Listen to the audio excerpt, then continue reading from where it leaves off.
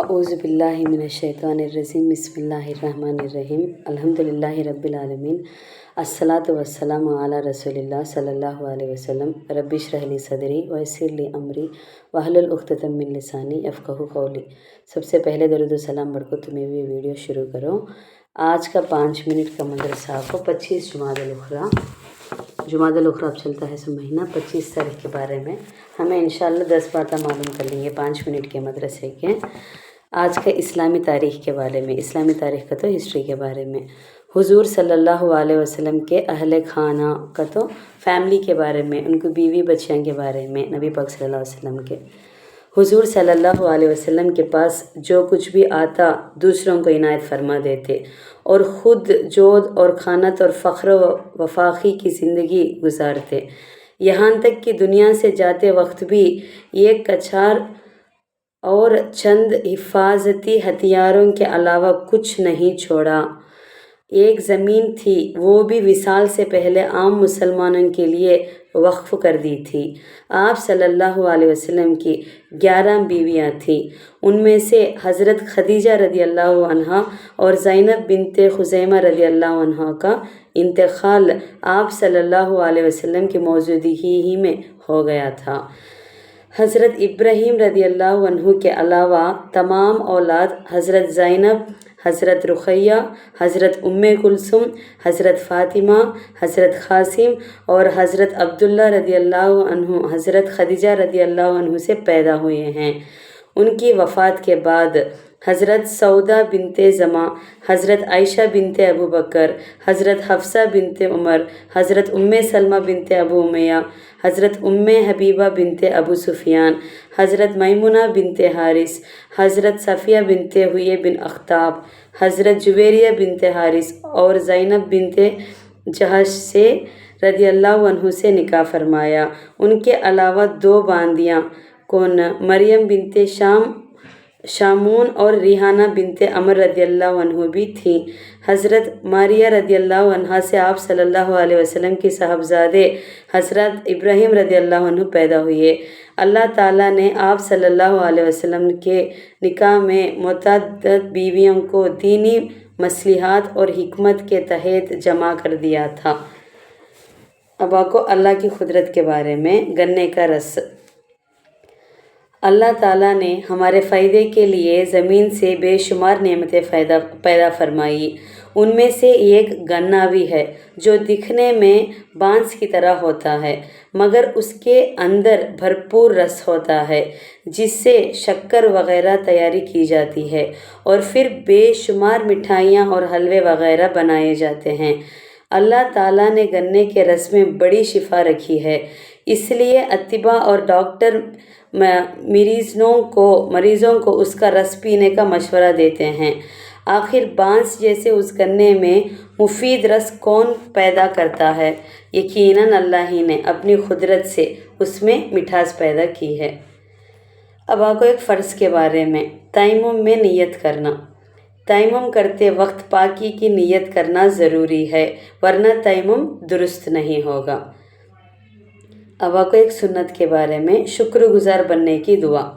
حضرت ابو ہریرہ رضی اللہ عنہ فرماتے ہیں کہ کچھ دعائیں میں نے رسول اللہ صلی اللہ علیہ وسلم سے سنی ہے جن کو میں زندگی بھر نہیں چھوڑوں گا۔ اس میں کون سا دعا شکر گزار بننے کا آگا تو اللہم اجعلنی اعظم شکرک و اکثر ذکرک و اتبع نسخک و احفظ وصیتک۔ تو اس کا ترجمہ، اے اللہ تو مجھے کثرت سے شکر کرنے والا اور کثرت سے تیرا ذکر کرنے والا اور آپ کی نصیحتوں پر عمل کرنے والا اور آپ کی وصیتوں کو یاد رکھنے والا بنا دیجئے۔ مسند احمد 8101 کے ریفرنس میں سے۔ اب آپ کو ایک اہم اعمال کی فضیلت کے بارے میں، درخت لگانا، درخت کا تو جھاڑ۔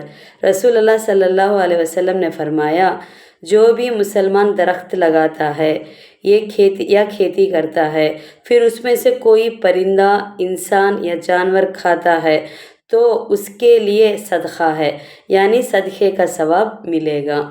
صحیح بخاری حدیث 2320 انس رضی اللہ عنہ کے ریفرنس میں سے۔ اب آپ کو ایک گناہ کے بارے میں، نماز میں کوک پر ہاتھ رکھنا۔ رسول اللہ صلی اللہ علیہ وسلم نے نماز میں خشر یعنی کوک پر ہاتھ رکھنے سے منع فرمایا۔ صحیح مسلم 1246 ابو ہریرہ رضی اللہ عنہ کے ریفرنس میں سے۔ اب آپ کو دنیا کے بارے میں، اللہ تعالیٰ اپنے بندے سے کیا کہتا ہے؟ رسول اللہ صلی اللہ علیہ وسلم نے فرمایا، اللہ تعالیٰ فرماتا ہے، اے ابن آدم، تو میری عبادت کے لیے فارغ ہو جا، میں تیرے سینے کو مالداری سے بھر دوں گا اور تیری محتاجگی کو ختم کر دوں گا، اور اگر ایسا نہیں کرے گا تو میں تیرے سینے کو مشغولی سے بھر دوں گا اور تیری محتاجگی کو دور نہیں کروں گا۔ ترمذی 2466 ابو ہریرہ رضی اللہ عنہ کے ریفرنس میں سے۔ اب آخو آخرت کے بارے میں، مردے کی حالات۔ رسول اللہ صلی اللہ علیہ وسلم نے فرمایا، جب مردے کو لوگ اٹھا کر چلتے ہیں تو اگر وہ نیک ہوتا ہے تو وہ کہتا ہے مجھے جلدی آگے بڑھاؤ، اگر وہ برا ہوتا ہے تو کہتا ہے ارے میری ہلاکت آئی، تم کہاں لے جا رہے ہو؟ اس کی آواز کو جن اور انسان کے سوا اللہ تعالیٰ کی تمام مخلوقات سنتی ہیں، اگر اس کی آواز انسان سن لیں تو بے ہوش ہو جائے گا۔ صحیح بخاری حدیث 1314 ابو سعید خدری رضی اللہ عنہ کے ریفرنس میں سے۔ اب آپ کو طب نبوی سے علاج، نیک آدمی کے بچے ہوئے پانی سے علاج۔ حضرت زبیر رضی اللہ عنہ بیان فرماتے ہیں کہ حضور صلی اللہ علیہ وسلم میرے یہاں تشریف لائے، میں بیمار تھا، آپ صلی اللہ علیہ وسلم نے وضو کیا اور وضو کا پانی مجھ پر ڈالا، اس سے مجھے ہوش آ گیا۔ صحیح بخاری حدیث 5676 کے ریفرنس میں سے۔ اب آپ کو قرآن کی نصیحت کے بارے میں، قرآن اللہ تک پہنچنے کا راستہ ہے۔